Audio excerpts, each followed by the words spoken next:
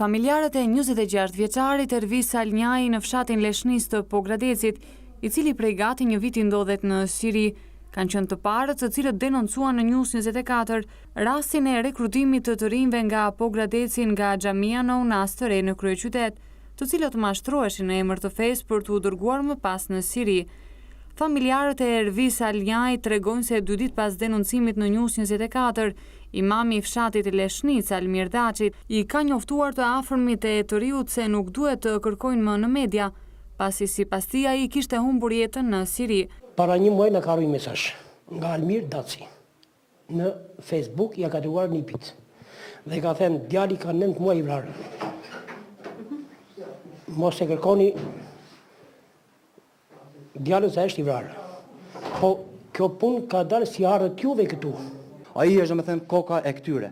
Ai është i kamar këta, se ku unë ka fol vetë personalisht me atë në internet. Si ka emrin ai? Ai ka Admir Daçi, emrin, edhe ai do me thënë më ka thënë që kemi ikur të tre, kemi ikur kështu, kemi qenë në xhami, kemi bërë këtë, kemi bërë këtë. Do me thënë normale që ai është organizatori.